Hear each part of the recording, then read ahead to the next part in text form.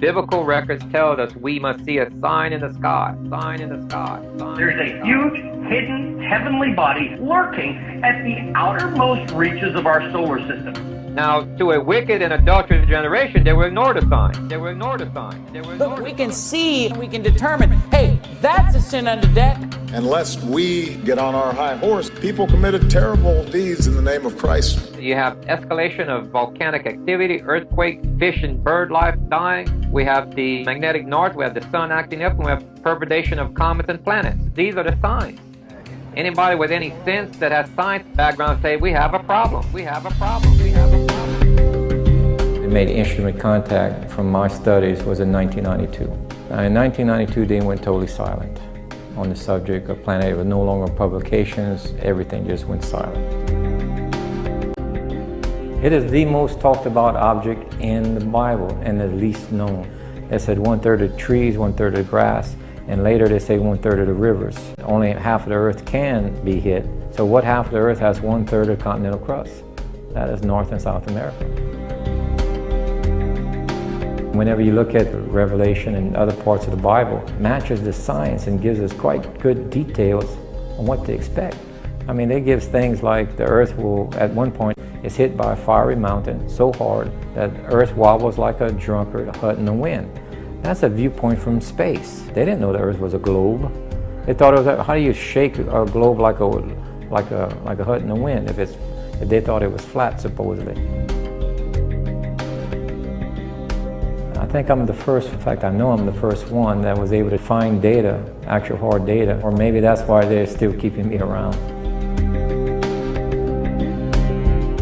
Planet-X, according to the model at the present, is in between Jupiter and the asteroid belt. So I say to people, wake up. Wake up. Wake up.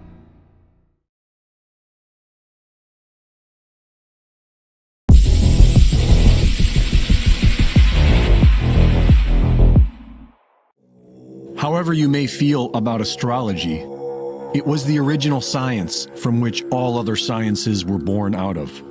And although today's pop culture paints it as pseudoscience, occult traditions see it as sacred knowledge. While it is a great mystery, it is as predictable as mathematics and experiential for everyone. And today, astrologically speaking, is a very interesting day for America and individual freedom worldwide. Today is 2/22/2022. The first time Pluto is conjunct to the United States since July 4th, 1776. A 248-year event known as Pluto's return. Every time a planet returns to the same degree it was in relation to your location of birth, you experience a return. Many of us can personally understand the idea of Saturn's return. It takes Saturn about 29 years to orbit the Sun. And so it happens roughly around your 29th birthday. Because Saturn symbolizes severity and discipline, this time is known as an era of learning through harsh reality for those who haven't already mastered self-discipline. Pluto symbolizes destruction and rebirth, and so Pluto's return, which lasts about 2 years, is considered to be a time of destruction and rebirth. During the Roman Empire's first Pluto's return, the Severan dynasty collapsed, a time known as the crisis of the 3rd century. And their second Pluto return took place 10 years before the end of the Roman Empire. And now America's first Pluto's return on 2/22/2022. 2 times 2 times 2 times 222 equals 1776.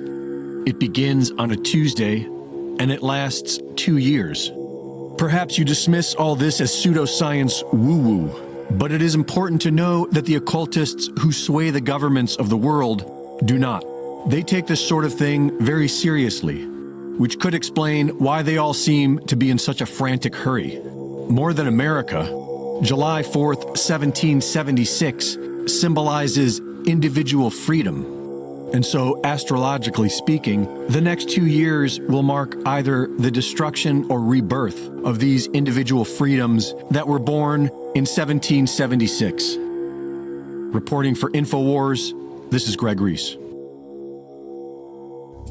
O ye that trumpet in the land, cry, gather together and say, assemble yourselves, and let us go into the defenced cities. I will bring evil from the north and a great destruction. The lion is come up from his thicket, and the destroyer of the Gentiles is on his way.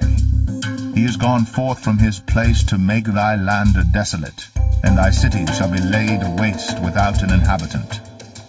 For this gird you with sackcloth, lament and howl, for the fierce anger of the Lord is not turned back from us.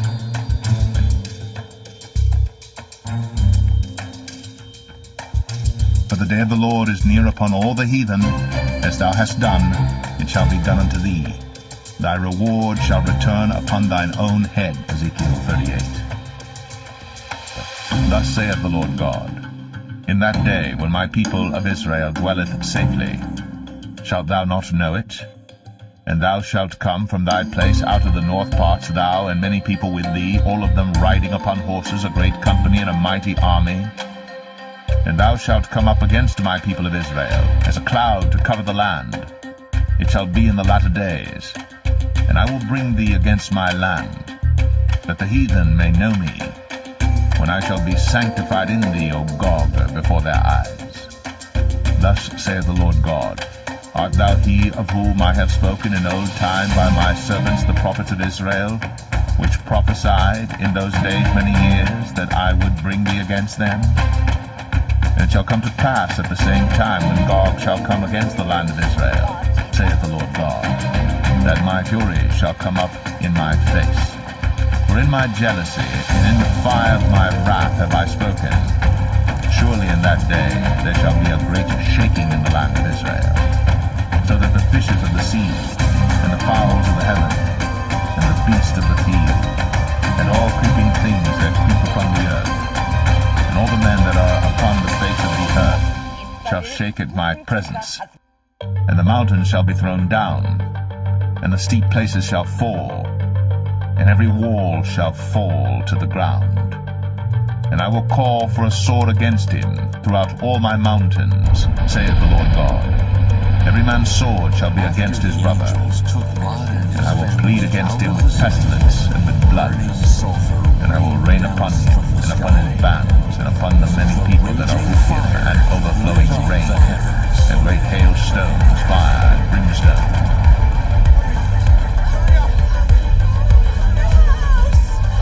Thus will I magnify myself, and sanctify myself. And I will be known in the eyes of many nations, and they shall know that I am the Lord.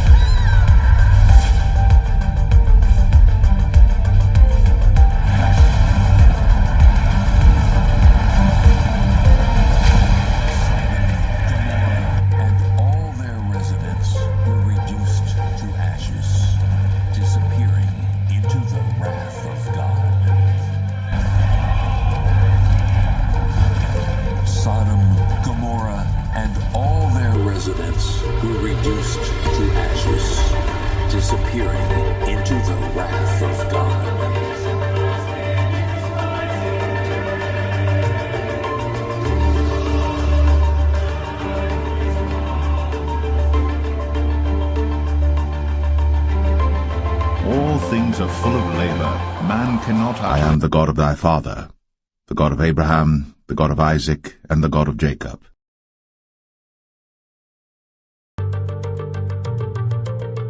Behold, speak thou in the ears of my people the words of prophecy, which I will put in thy mouth, saith the Lord, and cause them to be written in paper, for they are faithful and true.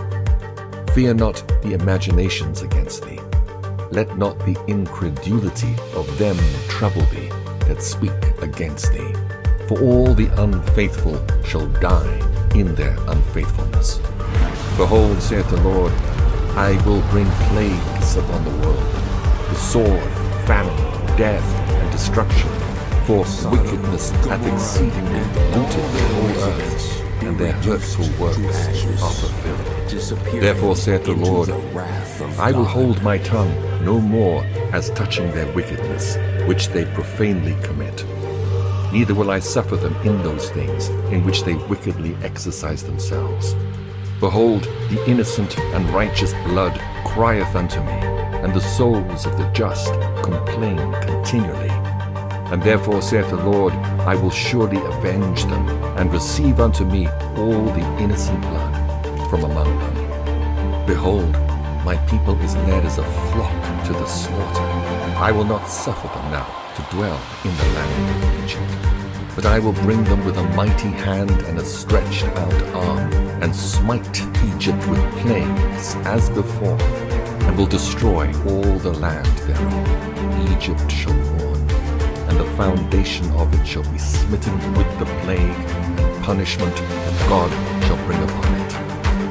They that till the ground shall mourn, for their seeds shall fail through the blasting and hail, and with a fearful constellation. Woe to the world, and to them that dwell therein, for the sword and their destruction draweth nigh. And one people shall stand up and fight against another, and swords in their hands, for there shall be sedition among men, and invading one another. They shall not regard their kings nor princes, and the course of their actions shall stand in their power. A man shall desire to go into a city, and shall not be able. For because of their pride, the cities shall be troubled, the houses shall be destroyed, and men shall be afraid. A man shall have no pity upon his neighbor, but shall destroy their houses with the sword, and spoil their goods because of the lack of bread, and for great tribulation. Behold, saith God, I will call together all the kings of the earth to reverence me, which are from the rising of the sun, from the south, from the east, and Libanus, to turn themselves one against another, and repay the things that they have done to them. Like as they do yet this day unto my chosen, so will I do also, and recompense in their bosom. Thus saith the Lord God, my right hand shall not spare the sinners, and my sword shall not cease over them that shed innocent blood upon the earth. The fire is gone forth from his wrath, and hath consumed the foundations of the earth, and the sinners like the straw that is kindled. Woe to them that sin, and keep not my commandments, saith the Lord. I will not spare them. Go your way, ye children, from the power. Defile not my sanctuary, for the Lord knoweth all them that sin against him, and therefore delivereth he them unto death and destruction. For now are the plagues come upon the whole earth, and ye shall remain in them. For God shall not deliver you, because ye have sinned against him. Behold, an horrible vision, and the appearance thereof from the east, where the nations of the dragons of Arabia shall come out with many chariots, and the multitude of them shall be carried as the wind upon the earth, that all they which hear them may fear and tremble. Also the Carmanians, raging in wrath, shall go forth as the wild boars of the wood, and with great power shall they come, and join battle with them, and shall waste a portion of the land of the Assyrians. And then shall the dragons have the upper hand, remembering their nature. And if they shall turn themselves, conspiring together in great power to persecute them, then these shall be troubled, and keep silence through their power, and shall flee. From the land of the Assyrians shall the enemy besiege them, and consume some of them. And in their host shall be fear, and dread, and strife among their kings.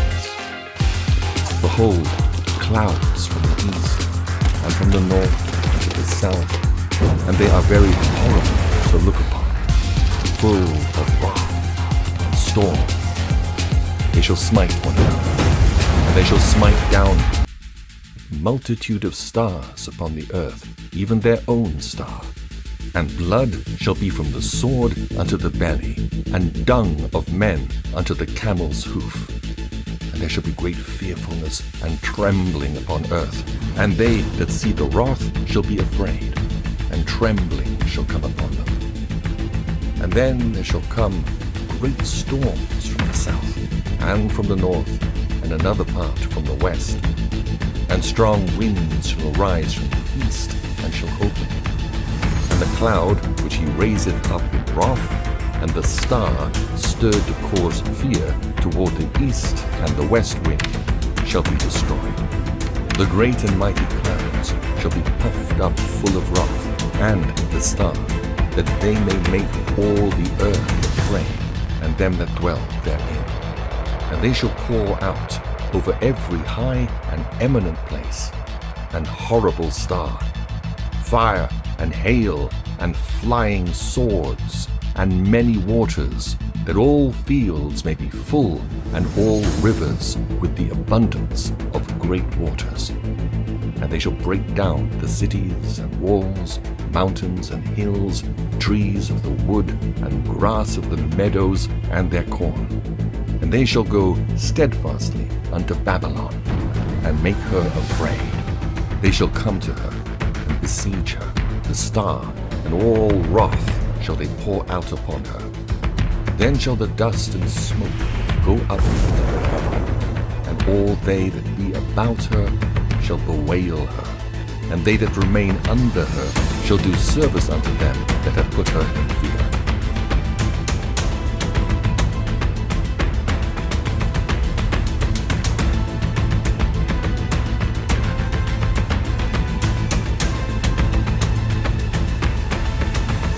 They know this event is coming. Planet X, a comet, asteroid, or all of them.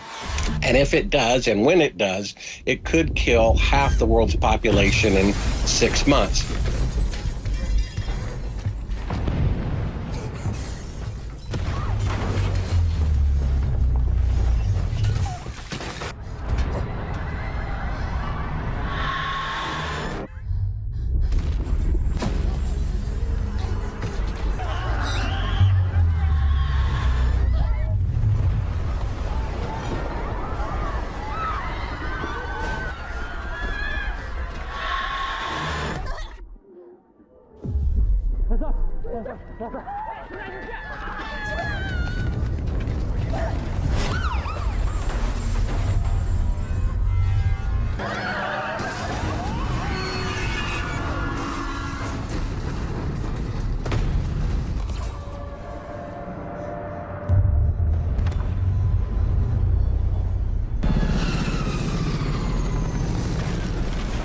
Back in the 1950s, most people aren't aware of it, but there was a scientific storm in America all through the late 50s about this thing out there in space, because the astronomers were all watching it, and that was back when they weren't afraid to talk about it.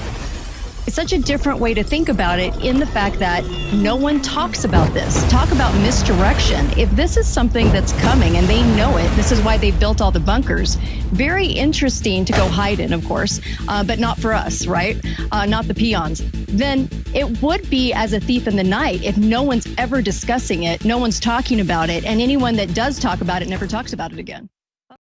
It was in the science magazines. I mean, I had a subscription to, like, Popular Science, and hell, it was on the front cover of the magazine one day in, like, 1961. And I was really excited when I saw it, because here's this giant red planet on the horizon of the California coast, and a humongous tidal wave coming in towards the coast, and having grew up in the mountains of the Sierras. And this thing in the magazine, it said this tidal wave coming in was going to be at least 3 miles high. And I went in and showed it to everybody in the house, and they laughed, and they said, look, it says right here, there's nothing to worry about. It won't be here for another 50 years. Hey, guess what? That 50 years has came and gone. And this baby's out there in the sky. They've been watching it. I watched it. And I can tell you, this thing has got so much trash coming around it. You know how we live in a solar system? We've got 9 planets and a big sun. This thing has got 7 planets and its own sun. But I believe that instead of having dirt on it like our planet does and water, I think this thing is just a big, bright reddish-orange iron ball because it's giving off all this red iron oxide dust out into the atmosphere. When we thought at first it was just a teeny little red speck of fuzzy red dust in the distance, but over the years as it went by and we watched it, it got bigger and bigger and bigger. And then finally about 2008 we could see this thing like it was across the street, and we could see that it was a blazing hot ball of fire giving out sparkles of red iron oxide dust for thousands of miles in every direction, and you could see the planet circulating it. Now I'll tell you one thing that I really am nervous about. I think this thing's got a planet like ours circling it. This is its own solar system. We're about to have a solar system come through the middle of our solar system.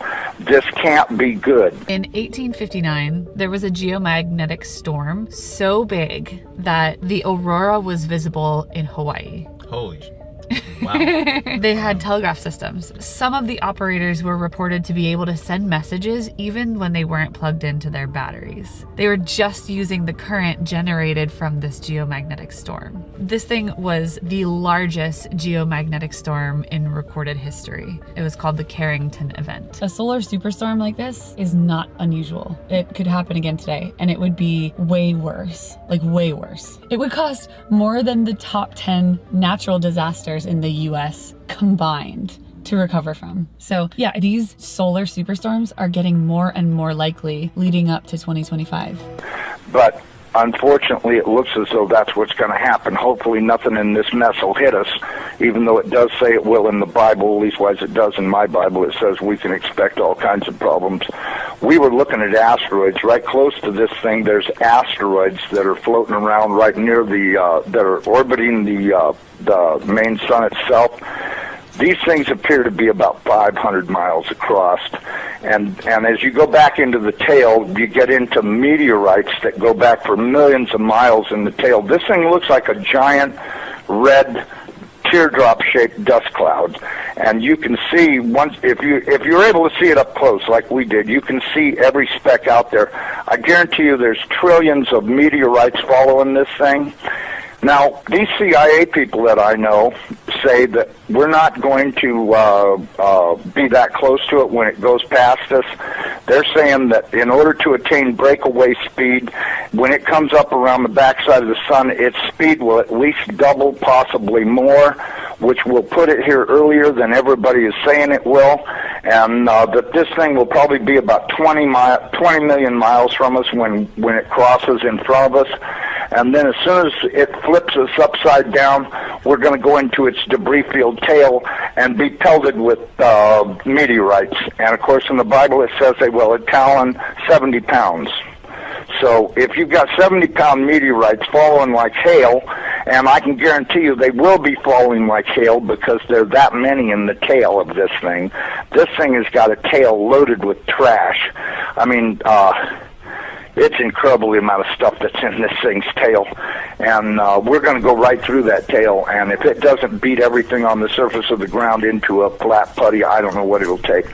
I tell everybody, you better be at least 20, 30, 40, 50 feet on the ground and have either concrete or stone above you, because it'll break through the roof or whatever you've got if you don't.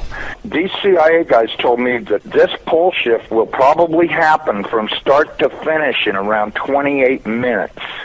That doesn't give you a lot of warning. When you see that thing out there in the sky, you're going to have to run as fast as you can to your underground facility, because this is going to happen so fast. Now, see, here's another thing nobody's talking about.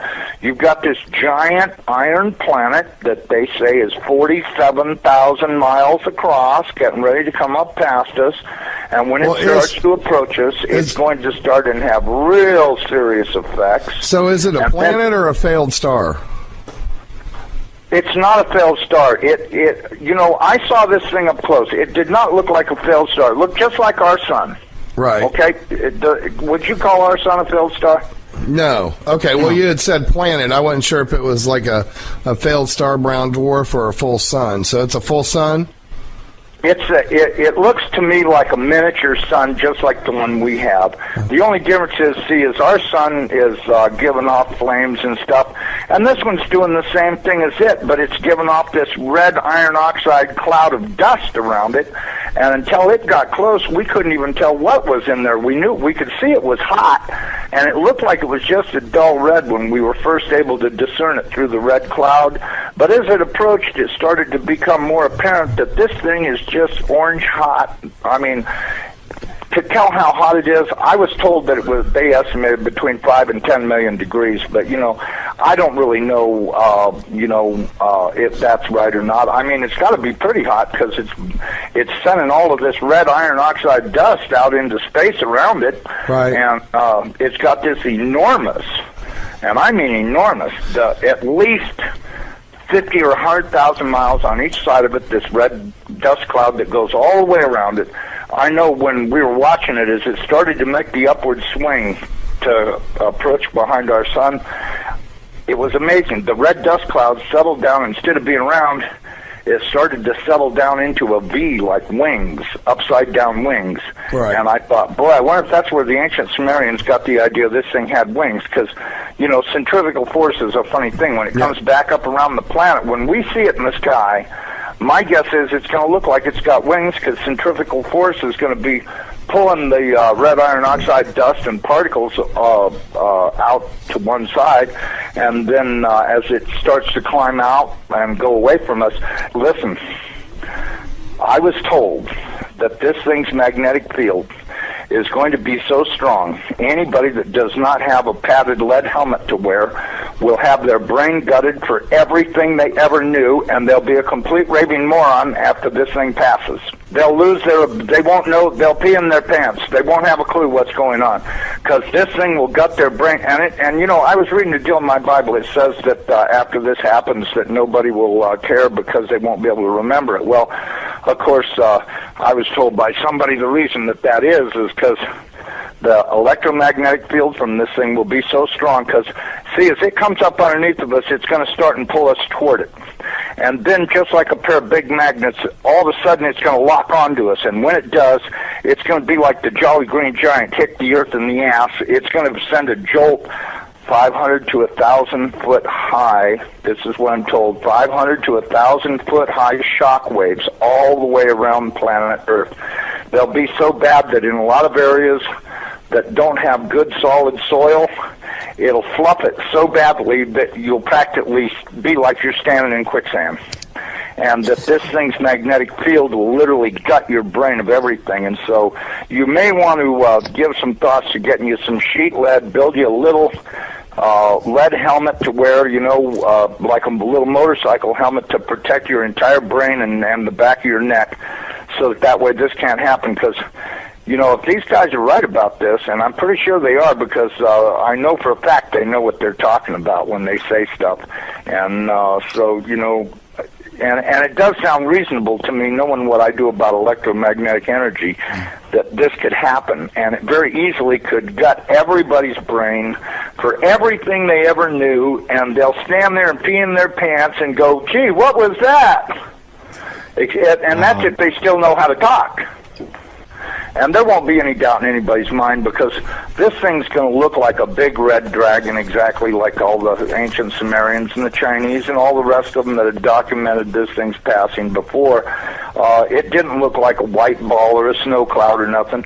It looked like a big red iron oxide dust cloud with a superheated star in the middle of it. And I mean, and that's what we've seen. So, I don't care what anybody else says. There's a possibility. There's more than one thing out there.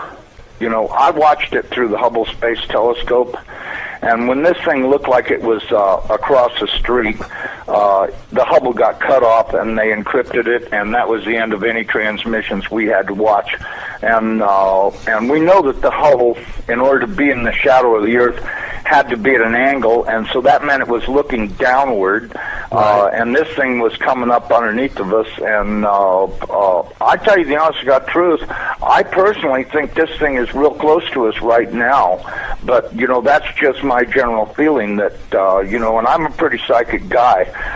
I have the feeling that this thing is right close by and that we're going to see it any time. Well, and by 1930, it was only 70 years away. You know, we do estimate that this thing, let me give you a thing, maybe you can figure out your own timeline. We estimated that this thing is traveling around 3,500 miles an hour, okay?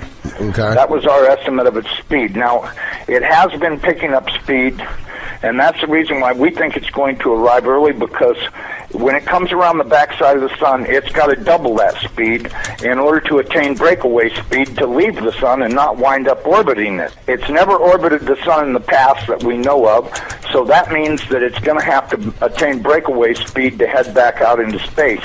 Now, you look at the NASA videos, photos, and all this other crap those morons put on the internet. This thing is coming in. It's going to, as soon as it goes around the top of the sun, it's going to go back out into space. Right. And it's going to do this really fast. When it goes past us, it's going to go past us so fast that we'll almost have no time to get ready. That's my opinion, but, you know, just drawing it out on paper a few times and thinking about it, and I went, you know, if this thing picks up enough speed to make breakaway speed, then that means it's going to come past us. You know, this thing, according to what I was told,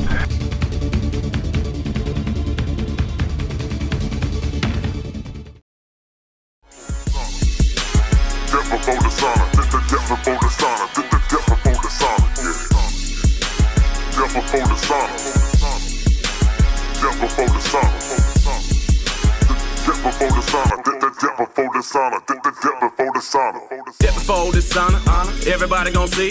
Take the time to renew your mind for the Lord grant of mercy. Look up at the sky, tell me what do you see? Lord come with his chariots to burn you up with that heat. Babylon gon' get it, Ishmael gon' get it, Amalek then Esau and Moab gon' get it. Everybody gon' get it, other nations gon' get it. Tell me is you with it? Tell me is you with it? Took your time for the Lord to redeem us, salvation hard to believe. Too deep for the world to be honest, they ain't able to receive. They the vessel built for the sauna, after that they gon' cleave, and everything they don't listen to promise you that they gon' bleed. Better get your ass in line. Said to me, why would you try? Every time I crack this whip, bad boy, I bet not see you cry. My forefathers is back for revenge, so I'ma pass the whip to them. The pain you about to feel, I won't wish on anybody. Death before the sauna. Death before the sauna. Death before the sauna. Death before the sauna. Death before the sauna.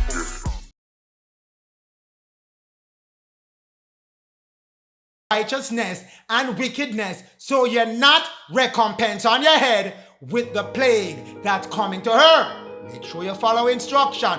No! 2nd Ezra 12 verse 3. 2nd Ezra 12 verse 3. And I look, I saw, behold, when I look, behold, when I look, the whole body of the eagle was burnt. You hear me telling you, people? You hear me telling you? Not cutting no corner on this. I gotta give you the fullness so you know what's coming and you can make your own decision as to what you're gonna do. 2nd Ezra 12 verse 3.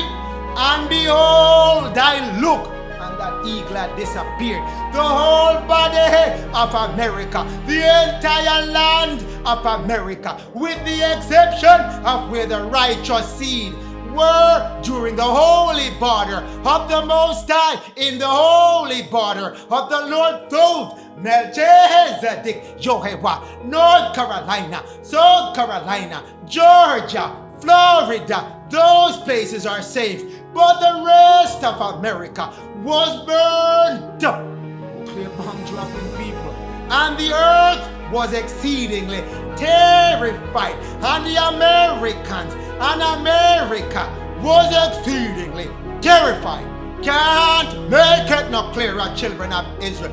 Take heed, because the crafty eagle will be burnt up That's why you're getting your message now, children, to know that that eagle was running games on you, but the game done, and the eagle has to pay the price for all the games that he's running on you, that he got from the bigger eagle. Don't feel the bigger eagle is left out. The bigger eagle, we're gonna get to that eagle soon. So, but the one here in America holding your land hostage under terra nullius, know that make him keep the land, because that land will be what?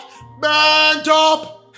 Children of Israel, the land that he's holding now shall be burnt, so it can be refreshed for the children of Israel, so the phoenix can rise from the ashes of that land. Coming your way, children of Israel. Coming your way, children of Israel. Coming your way, children of Israel.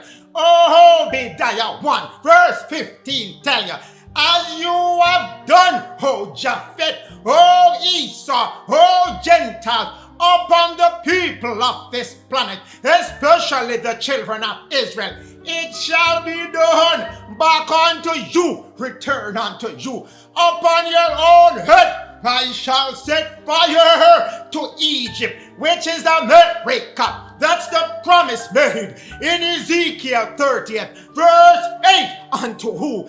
The people of Egypt, the Gentile, the Japhetite, Esau, the Caucasian race, running up and down with terra nullius, aka manifest destiny, given unto them by the Roman Catholic eagle. But we're not done with them yet. We're not done with them yet. But we're not done with them yet. You got to go back to the book of Jubilees chapter 8 to figure out why all this fire is coming to him. To Japhet, why he's expecting fire. Verse 12, everything given unto the Japhetite, the Caucasian, was up to the north. That's the north land. Given unto him. This is the land which came to Japhet. 5 great islands and a greater land. In the north, where it is always cold, that's the land given unto him. And unto Ham, that's the land at the equator line. And unto Ham he was given, where it was always hot, by the equator line. Ham the Shemite. What did the Shemite get? What did you get, O children of Israel? What did you get, O children of Israel? The land of Ham is always hot, but the land of the children of Israel is not hot nor cold. It's a temperate zone where it has 4 seasons. That's where he got as his land. Neither is it cold every time, neither is it hot every time. So that's the land that was given unto the children of Israel, the middle portion of the planet. If you're looking at it on the flat map that they give unto you, that the world look like this. Use this as a visual. That's not how your planet look, but use this as a visual for now to see how the land was divvied up. Those places that are cold all the time. Up north, up by Greenland, Russia area, northeastern Russia. Always hot down by the equator line. Given unto Ham, the Shemite got the middle portion of the planet. Cover the United States of America and all of Egypt, cutting across to India, cutting across to China. That's the children of Israel land. That's why they come and tell you Buddha was what? He was a black complexion person. Also who? Krishna. But that's not why we're here, children of Israel. If you look at the real map of your planet that you see when you're looking at your moon, go back to my other messages at the sun and the moon side, and you will see what I'm talking about. This is how your planet looks. So if you look at the Arctic zone, that's where Japhet died, the Caucasian, Esau, Gentile, God has their own There's that land for them. There's the land for them. The Tropic of Cancer, that's where the Shemite got, has their land. And the Equator Zone, that's what Ham got, has his land. Look at it on the map on the right hand side, and you can match them up, tit for tat, who belong where at whatever time. But they did not tell you the rest of Book of Jubilees, chapter 9. Giving back unto you, giving back unto you the curse against violating the land boundary that was given unto the three races of man, has given in the story of Noah. Verse 14, and thus the sons of Noah divided their land, and get what? The portion which belonged to them, and he made them swear an oath to curse each other, everyone who desired to seize a portion of the land that was not given unto him in his lot. That's the curse that was made. That's the promise that was made. And they swore an oath and a curse. And they said, so be it, so be it. Let it be them and their sons forever, which honor this agreement for all generation until the judgment in which the Lord will judge them with a what? Sword. That's the first fire war coming to you. Sword. That's the first fire war coming to you. Conflagration. That's the first one. War. Or with a fire. That's the second one. Red Kachina coming up to purify the land. If you're in a location that was not allotted unto you, so who controlling America now? Who controlling America? Is it in an Arctic Circle? No, it is not. It is in the circle of Cancer. That's where America is. So, if someone who belongs to the Arctic Circle is in the circle of Cancer, giving all kind of trouble, holding the land hostage, that's this coming to that person. The sword and the fire at the time of judgment, which is now giving you back the fullness of why things are happening. Zephaniah 2 verse 13, he, Thoth, Melchizedek, Jehovah, will stretch out his hand against the man from the north and destroy America, that he has set up his 5 evil divine law on it. His 5 evil divine law on it. And I will make the south desolate, clear the land and make it back into a spiritual wilderness for the children of Israel. Ezekiel 30 verse 8. I will set fire. That's what is coming to America, to clear off the Japhethite who are on the land that was not allotted to them. Hear me? You hear me, children of Israel? That land and his helpers helping him run his 5 divine evil laws upon the children of Israel, telling you control on the land, air, water. When the land is yours, that's for you to control. But we're not done with him as yet. Revelation 18 verse 9.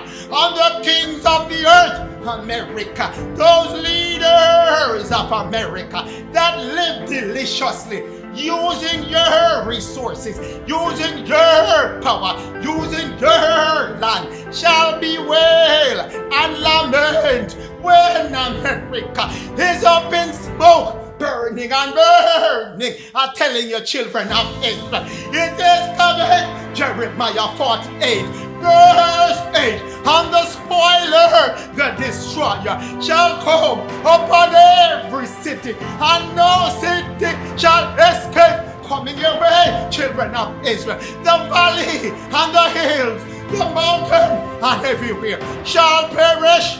Coming back your way if you're on the land, and you shouldn't be on that land because the land wasn't allotted to you. And it says, when the Lord time come, when those time come, you better clear off the land voluntarily, or this is coming back to you. Think we're joking today? You think we're joking today. They shall be destroyed. The Lord God, Melchizedek, Jehovah has spoken it, given unto you again. The destroyer coming your way. The Bible, the Colburn Bible, Book of Manuscript, chapter 3, part 1. The destroyer, Esau, the Gentile, and the world leaders. Forget the days of the destroyer. Only the children of Israel, the prophet among them, know where it went and when it shall return at the appointed time to hand out the judgment, the fire, the purification of America. Watch away that fire, that red dragon, that destroyer, it raged across the heaven in the days of the wrath. It was what? Like it was red, fully red, ruddy red, glowing across the sky, billowing all kind of hot cinder, flames, smoke, giving you back what is coming your way, giving you back what is coming your way. When the blood drop upon the earth, America, the destroyer will appear. Mountains will open up and belch out fire and ashes. Trees will be destroyed. All living things engulfed. Water will swallow up. The land and the sea will boil. Coming back your way if you're not clearing off the land. Manuscript 3 verse 5. The heaven will burn brightly red. Burn brightly red. There will be a copper hue all over the face of the land. Telling your people, if you're not getting off the land, if you don't belong there, or you don't send yourself into the safe zone, Florida, North Carolina, South Carolina, Georgia, because what? A new moon, that second moon, that is there with your first moon, it shall appear at that time. Your etheric vision shall be back. That moon will appear and what? Suddenly break up and fall to the planet. That's where the dark folks, the fallen angel friends, are being held prisoner. At that time, you will be revealing and seeing what you need to see at the end time. Verse 6, the people will scatter. Hear me now. The people in America will scatter in madness. They will hear the trumpet and the battle cry of the destroyer, Red Kachina, when it's coming your way. They will seek refuge in all kind of caves, in anywhere they can find. Terror will eat where they are. Terror will eat where their mind and their thoughts. Their courage will flow away from them like water.